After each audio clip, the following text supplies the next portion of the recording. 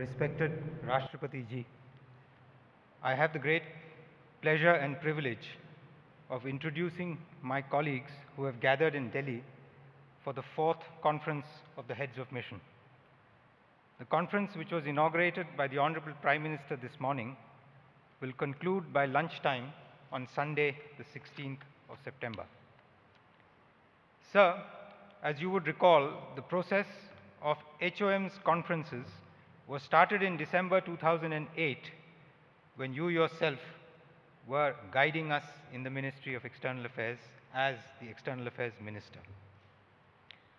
This process has been found to be extremely useful for all of us in coming to grips with the growing intricacies of the global foreign policy space, as also to fine-tune our own approach in keeping with our priorities and the fast-changing global reality. In this context, it is extremely vital for our heads of mission to obtain the perspectives of the highest in our own land. Today, sir, we have with us some 116 heads of mission. Many of them will be familiar faces for you. In fact, a majority of them would have had the privilege of working with you at some time or the other in their earlier incarnations. So when I was a head of mission and you were the External Affairs Minister, it was sometimes said by the officers in the ministry that the Honorable External Affairs Minister's memory is better than some of the filing systems in our own ministry.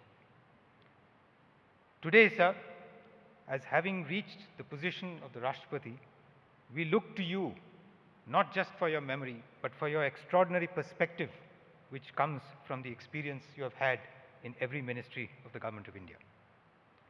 In spite of your very busy schedule, sir, you have very kindly taken time out to allow us this honor of calling on you. I know, sir, that you will be leaving Delhi very soon after this meeting, so I will not take any further time. On behalf of my colleagues and myself, I would like to take this opportunity of thanking you for the gesture of meeting us and sharing with us your views. Thank you very much, sir. Foreign Secretary Sri Ranjan Mathai, Ambassadors, High Commissioners of India, I am delighted to have this opportunity of meeting you once again.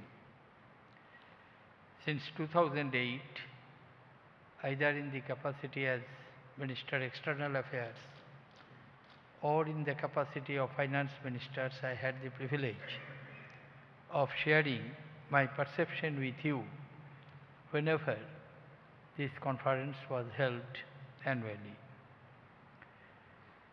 I understand that you will have 3 days of intensive consultation on the full range of issues and initiatives that you are required to address. You have no doubt very specific agendas with the countries of your accreditation. Your bilateral engagements are intensive with some of them, especially when they are in the category of strategic partnerships and the agenda wide-ranging. With some countries, the focus is more on consular work and issues related to our large but important constituency of Indian nationals or Indian diaspora.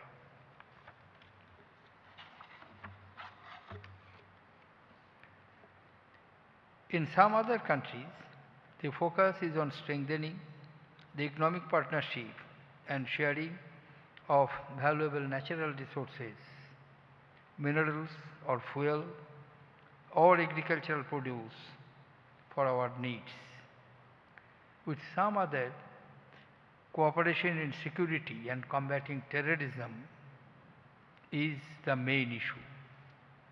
Each of these areas is of critical importance to our national security.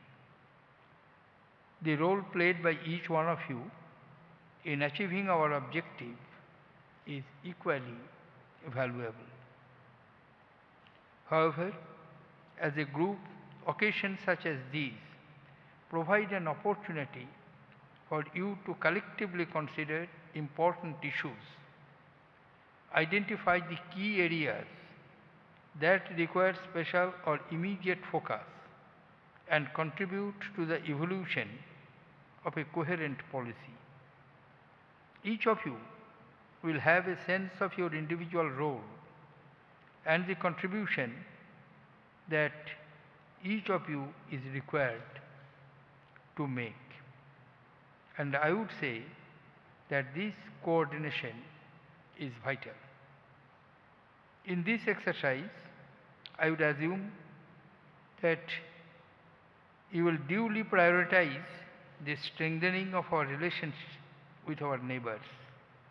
Peace and stability of India's immediate and extended neighborhood are vital for our own security, and it is only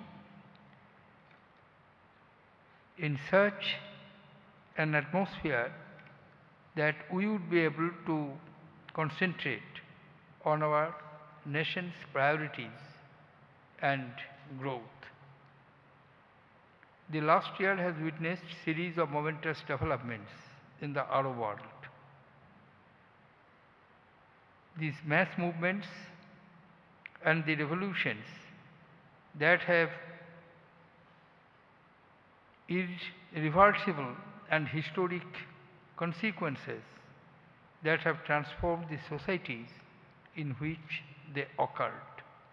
I am sure that this has been and will be an area of very deep examination by you to understand how this will affect our bilateral agenda in the short and medium term with these countries.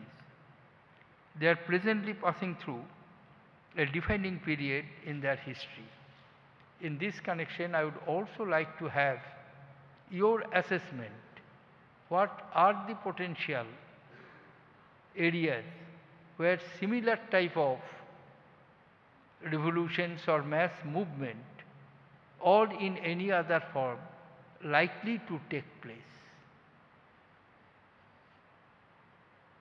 Our many strategic partners, including in Europe and the US, are presently in a situation of deep economic crisis.